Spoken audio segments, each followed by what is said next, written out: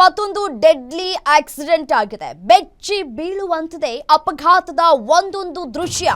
ಮರ ಹಾಗೂ ಬೃಹತ್ ಟ್ರಾನ್ಸ್ಫಾರ್ಮರ್ಗೆ ಕಾರು ಡಿಕ್ಕಿಯಾಗಿದೆ. ಮದ್ಯ ಸೇವಿಸಿ ಅತಿ ವೇಗವಾಗಿ ಚಾಲನೆ ಮಾಡಿರುವಂತಹ ಆರೋಪ ಕೇಳಿಬರ್ತಾ ಇದೆ. ಕಾರು ಗುದ್ದಿದ ರಭಸಕ್ಕೆ ನೆಲಕ್ಕೆ ಉರುಳಿದೆ ಟ್ರಾನ್ಸ್ಫಾರ್ಮರ್. ವೇಗವಾಗಿ ಬಂದು ಮರಕ್ಕೆ ಡಿಕ್ಕಿಯಾಗಿ ಆ ಬಳಿಕ ಟ್ರಾನ್ಸ್ಫಾರ್ಮರ್ಗೆ ಡಿಕ್ಕಿಯಾಗಿದೆ. ಯಲಹಂಕ ಸಂಚಾರಿ ಠಾಣಾ ವ್ಯಾಪ್ತಿಯ ಅಟ್ಟೂರು ಲೇಔಟ್ನಲ್ಲಿ ಘಟನೆ ನಡೆದಿದೆ. ಘಟನೆಯ ಸಂಬಂಧ ಕಾರು ಚಾಲಕನ ಮೇಲೆ ಎಫ್ಐಆರ್ ದಾಖಲಾಗಿದೆ. ಯಲಹಂಕ ಬೆಸ್ಕಾಂ ಸಹಾಯಕ ಇಂಜಿನಿಯರ್ ನೀಡಿದ ದೂರಿನ ಮೇರೆಗೆ ಎಫ್ಐಆರ್ ದಾಖಲಾಗಿದೆ. ಅಪಘಾತದಿಂದ ಬೆಸ್ಕಾಂಗೆ 5 ಲಕ್ಷಕ್ಕೂ ಅಧಿಕ ನಷ್ಟ ಉಂಟಾಗಿದೆ.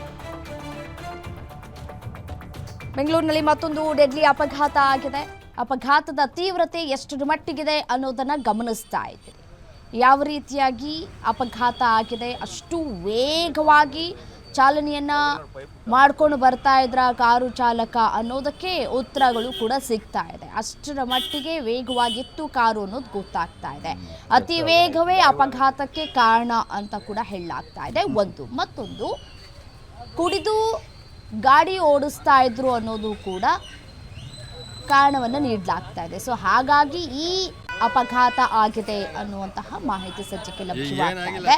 ಟ್ರಾನ್ಸ್ಫಾರ್ಮರೇ ಬಿದ್ದೋಗಿದೆ ಅಂತಂದ್ರೆ ಯಾವ ಮಟ್ಟಿಗೆ ತೀವ್ರತೆ ಇತ್ತು ಅಪಘಾತ ಅನ್ನೋದು ಊಹಿಸ್ಕೊಳ್ಳಿ ನೀವೇ. ಅಷ್ಟರ ಮಟ್ಟಿಗೆ ಅಪಘಾತದ ತೀವ್ರತೆ ಇತ್ತು ಅನ್ನೋದನ್ನ ಗಮನಿಸಬಹುದಾಗಿರುವಂಥದ್ದು.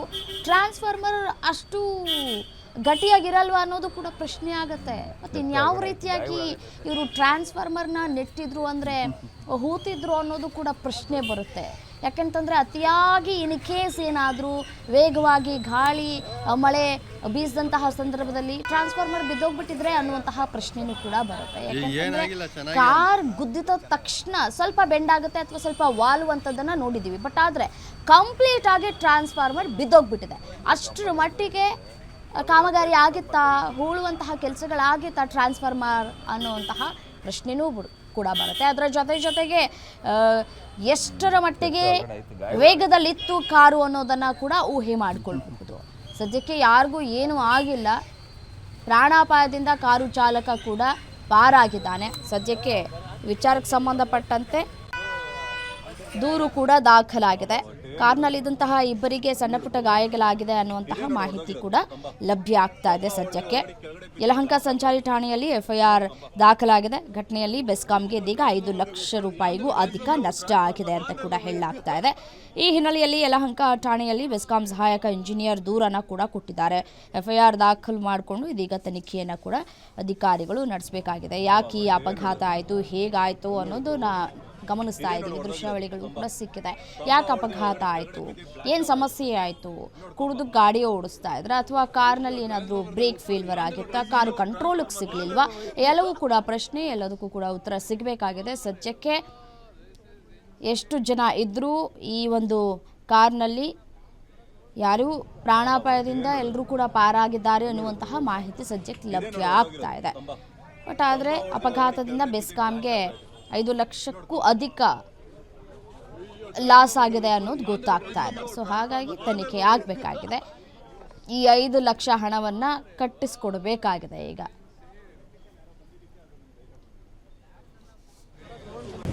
ಬಾಬಾ ನೋಡು ನೋಡು ಬ್ರೋ, ಇದೇ ನೋಡು ಹೊಡೆದೋಗಿರೋದು ಕಂಬ ಹೊಡೆದಿ ಒಳಗಡೆ ಕೆಳಗಡೆ ಬಿದ್ದು ಬ್ಲಾಸ್ಟ್ ಆಗ್ಬಿಡೋದು.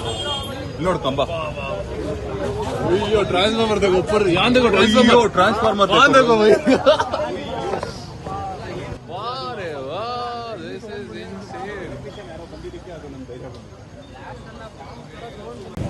ಬಾಬಾ ನೋಡು ನೋಡು ಬ್ರೋ, ಇದೇ ನೋಡು ಹೊಡೆದೋಗಿರೋದು ಕಂಬ ಹೊಡೆದಿ ಒಳಗಡೆ ಕೆಳಗಡೆ